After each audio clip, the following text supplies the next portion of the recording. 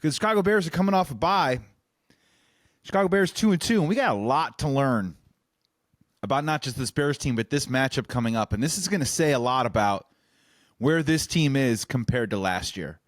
Because let me tell you a story, and let me tell you, and you can tell us whether this sounds familiar or not.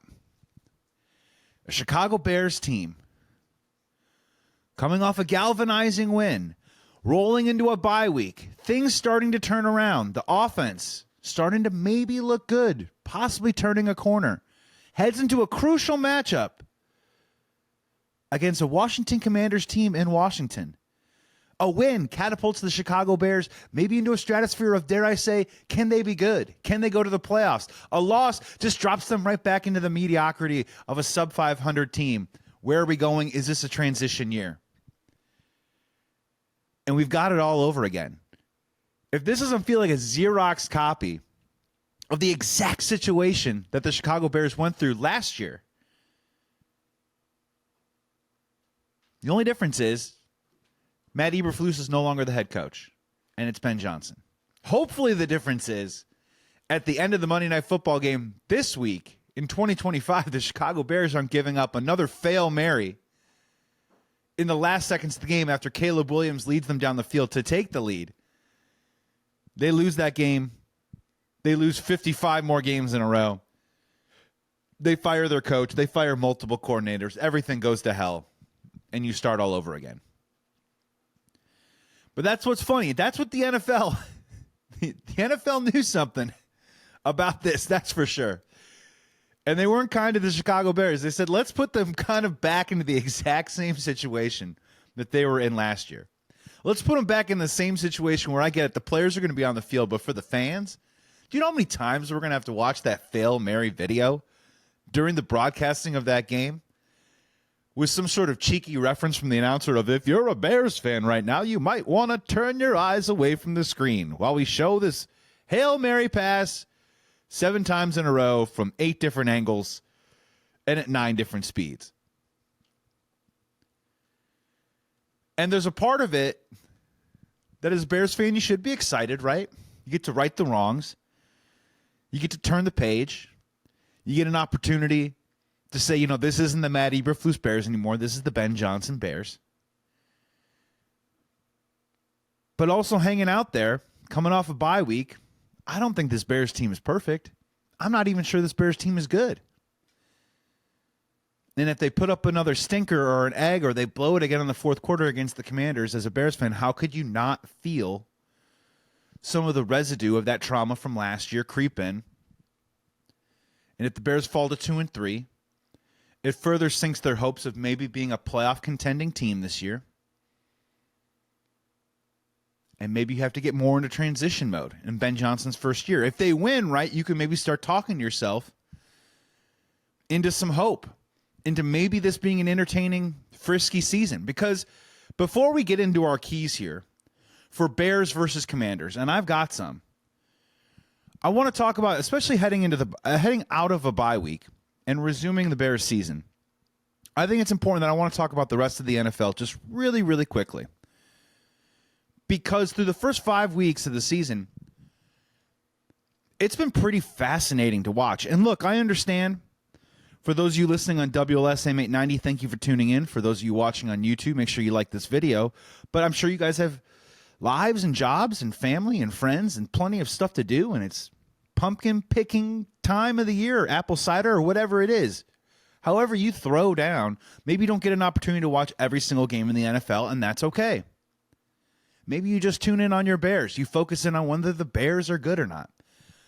But let me just tell you something. And look, this is subject to change because we're 5 weeks in. There's a long way to go in the season. And that adage also applies to the Bears. But I will tell you, just looking around the rest of the NFL right now, this is one of the more even Steven parity, no heavy hitter, no great team yet NFL seasons that I can remember in quite some time. Usually at this point, at least in week 5, you have 1 or 2 teams playing with their hair on fire,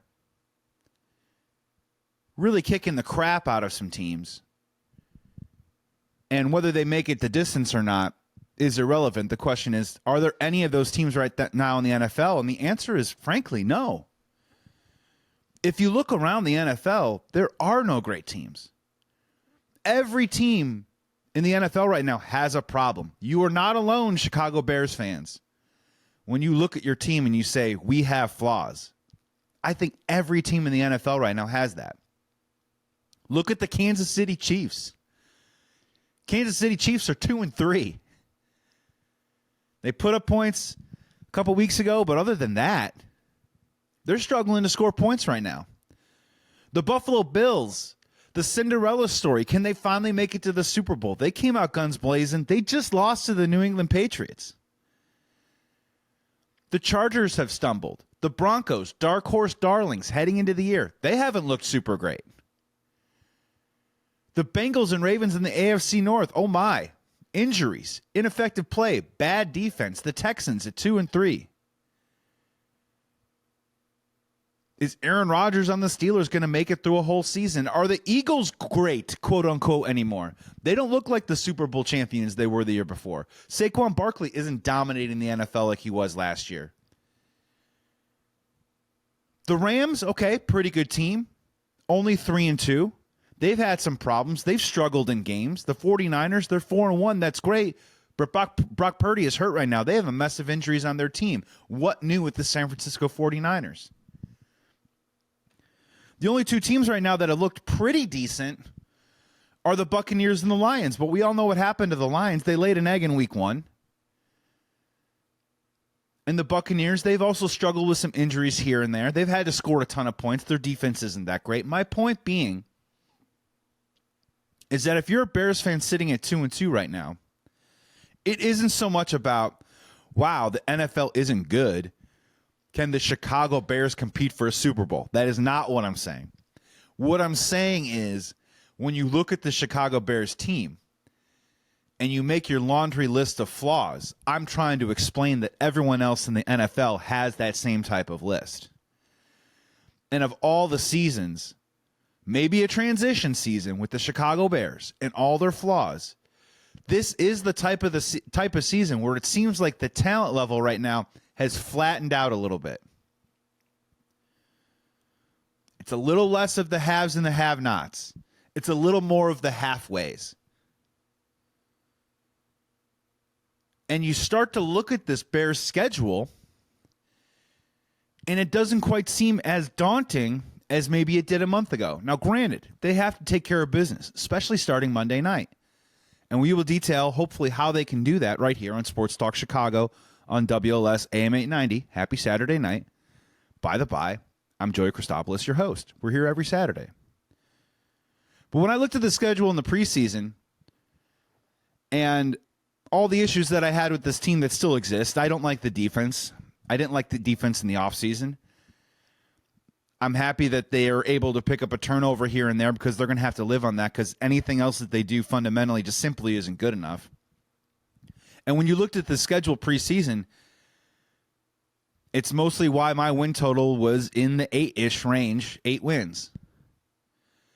But when you look at it now, no one can argue with the fact that this schedule has softened up just a little bit. So Monday Night Football, they're going to take on the Commanders. And for the Chicago Bears, and a lot of players still on this team, not the coaching staff, but a lot of players still on this team, this matchup is a house of horrors situation. They're going back to right the wrongs. I mean, Tyreek Stevenson has been doing several interviews. I think he was on Kevin Byard's podcast the other day talking about it. And to his credit, I really liked what he said about him acknowledging and understanding that the cameras are going to be on him. They're going to talk about him. They're probably going to show some clips of him that he won't be able to see in the field, but his family will probably be able to see. And it's going to be up to him to erase that by going out and making some plays in Washington. And I'm rooting for him because he's got a Bears jersey on. And this Commanders matchup is interesting because Jaden Daniels has been a little bit banged up. That happened last year, though, too, as well. If you remember, he was playing with hurt ribs. But when you start to look at the schedule for the Bears, The Bears can take care of business. If the Bears can improve incrementally on a week-to-week basis, and if you can see that growth with Ben Johnson and Caleb Williams, you're kind of saying to yourself, well, maybe there's some opportunities out there. They got to go to Washington to play the Commanders. They come home, they play the Saints. So far, everything is checked out on that front. The Saints are not very good. Their quarterback is not very good. This is a game in Chicago that you should take care of business and you should win. I'm in no position to say the Chicago Bears should come out and beat them by 30 points. It's irrelevant. They have to go out there. They have to win the game. And then this 2-game road swing that I thought originally at the beginning of the season was impossible, suddenly looks like it could be doable, at least to split. They go to Baltimore, and then the very next week they go to Cincinnati. Now, when we talk about Baltimore, again, this is a little bit of a TBD. As of this taping right now, and to be very fair, I do a pre-tape here. So I'm taping this on a Thursday before this is airing on a Saturday. The Baltimore Ravens, as at this point right now, Lamar Jackson is practicing. He's trying to get back on the field. Their season is on the brink. They're having the season from hell. You could anticipate or in theory think that Lamar Jackson will be available for that game. The question is, what shape is the Baltimore Ravens season going to be in? And more importantly, that matchup is not about Lamar Jackson. That matchup is about the Baltimore Ravens defense right now, missing key pieces that aren't coming back anytime soon. Their defense right now is one of the worst in the NFL. And not just one of the worst in the NFL, they're doing things that are already setting records 4 weeks into a season about yards allowed and points allowed and all crazy kinds of stats.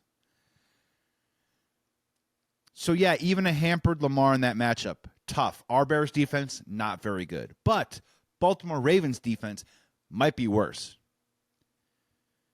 And you got 3 weeks, and if you want to believe in incremental progress with Ben Johnson and Caleb Williams, maybe the Bears actually have a shot in that game when previously I thought they had no shot.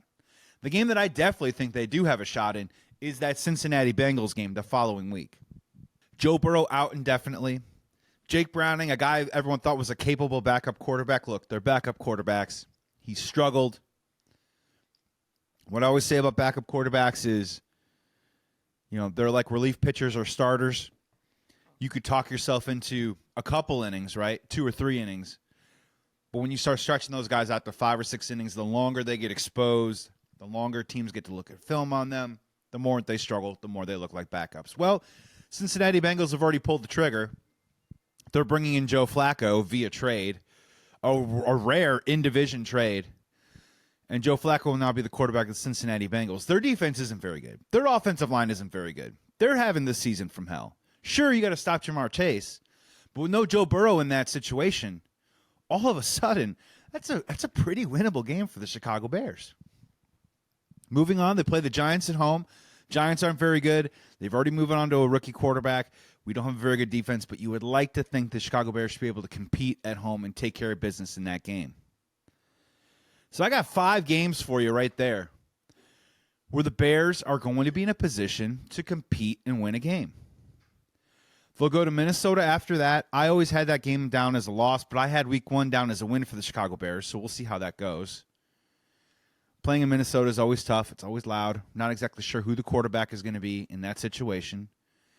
They come home. They play the Steelers. Steelers going to be a tough matchup, sure. But we don't know the health of Aaron Rodgers at that point. And if the Bears, who don't have a very good defense, if you can at least play a quarterback who can't leave the pocket, has to stay in there, maybe gives them an opportunity to square up. And plus, they're at home. When I was looking at this before the season and trying to figure out wins and losses, I think one of the huge keys to the Chicago Bears this season was they're just going to have to play really well at home. That was going to be one of the keys. Moving forward, that Black Friday game after Thanksgiving against the Eagles, I just think that game's going to be tough one way or the other. And I understand that the Eagles haven't maybe looked like the defending Super Bowl champions, maybe haven't looked like that great team of the past of last year. But again, that's on the road. That's a little bit further down the line. They might be playing great football by then. And with this schedule coming up, maybe the Bears will have a type of record that will make this a marquee matchup, and we'll see what happens when we roll it out. But that's when the schedule kind of gets really difficult. After that Steelers game, at Eagles, at Packers. Browns at home, okay, I like it. Green Bay Packers at home, okay, try and split, but then at 49ers, at Lions. So the second half still remains just as tough as I thought it was going to remain previously before the season started. But now all of a sudden, these next 6-7 games for the Chicago Bears, there's a lot of winnable games on there.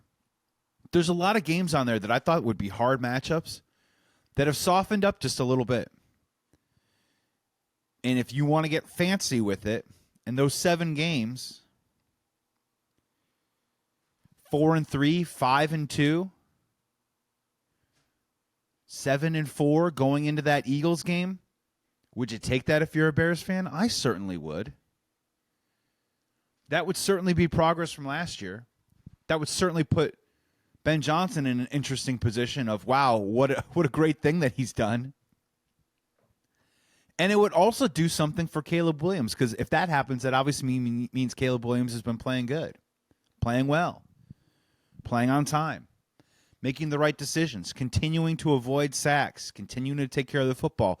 And honestly, the last couple of weeks, really showing improvement throwing the ball down the field, throwing the ball 20 yards or more. And that was a huge concern of mine heading into this year.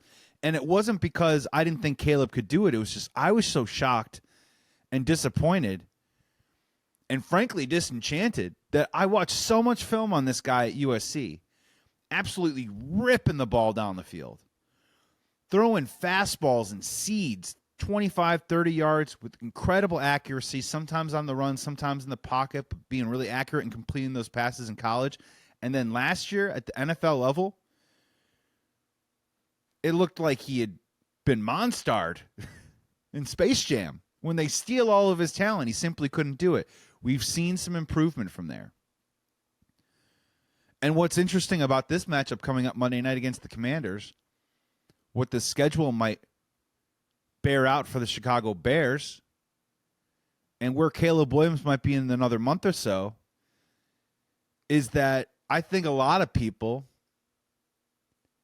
are going to have to do a little bit of a revisionary and get out the eraser on the other side of their pen and start looking at that 2023 QB draft class, maybe start calling some people up and making some amends, right? And this is what's so funny about not just where our sports are or where our sports has always been, but where we are as sports fans right now. That our trigger is quicker than it has ever been to pick somebody up or tear somebody down. And frankly, I find it a little obnoxious. When we talk about the 2023 QB class, what were some of the main things that we talked about? The first one was, wow, Jaden Daniels is amazing. He's the next great superstar. Is he a top 5 quarterback in the NFL? How many Super Bowls is he going to win? Caleb Williams. What's wrong with Caleb Williams? Too many sacks. Too many losses. Man, how many? Is he even a winning quarterback? Man, should the Chicago Bears have taken C.J. Stroud instead? And yeah, C.J. Stroud had a great rookie year, but that doesn't make for a great career. You have to do it year in and year out, and that consistency is what makes you great. Not the one season, not even one stretch of 10 games. And that's the challenge out there for all players, whether it is Jaden Daniels, Caleb Williams, or C.J. Stroud. I just found it obnoxious that people were crowning C.J. Stroud as this next great thing and saying Caleb was going to be nothing just because he was as great, and especially with the nerds and the advanced metrics, Caleb's numbers obviously did not track very well in the NFL. In fact, in many cases, there were areas where Caleb's numbers were at the bottom. And this is what's important right now, is that it's okay, even with someone with a microphone in front of their face, like myself, talking here on WLSAM 890, it's okay to say, we want to play this out a little bit. I'm not sitting here and saying through 4 games, Caleb has got it all figured out and he's got it solved and now he's going to be a superstar. But what I'm saying, though, is can we just like play this thing out a little bit? Jaden Daniels, I get it. One great season. He's already hurt to start his second year. That was my biggest fear coming out of college, was that his frame, as talented as he is, his frame was not going to be able to stand up to the NFL beating that happens when you play 17 games. And that terrified me from a Bears perspective, because the last thing we needed was to enter each season with all these hopes and leave each season with the what if. What if Jaden never got hurt? Man, if Jaden just stayed healthy, we'd have a great team. Chicago Bears, we don't need that, which is why I was okay with them taking Caleb Williams. And you see time and time again, especially in this NFL right now, that situation, maturation, and sometimes just the patience of time is what some of these players need.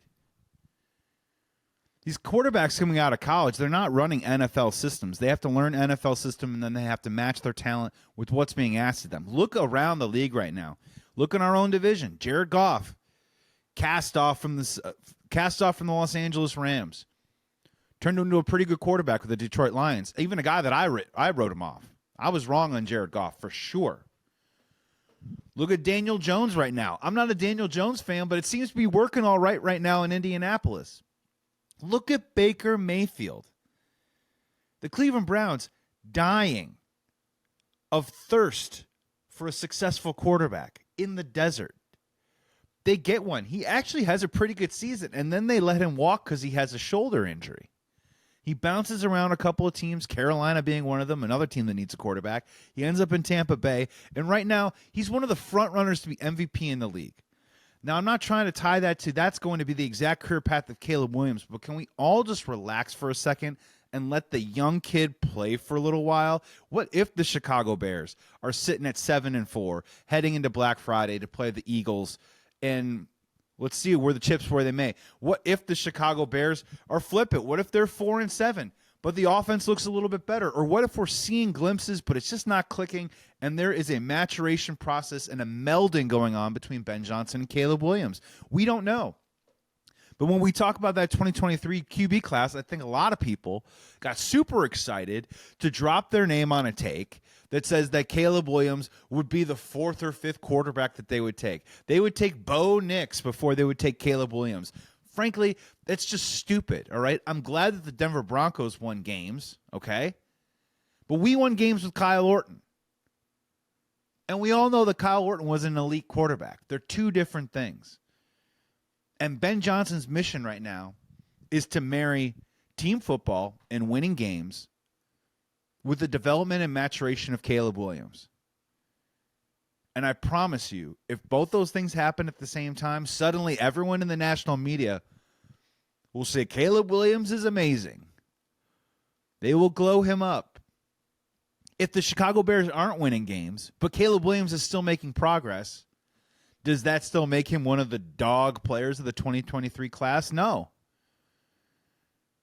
And as you go around and look at the landscape of college football, especially the Big Ten, this last year, and I think heading into this year too as well, whether Caleb makes it or not, I think his talent alone is a fortuitous bounce in the right direction for the Chicago Bears in this one sense, is that I just believe that 2023 class had a lot of talent in it, had a lot of pedigree, and it was a good class to pick a quarterback in.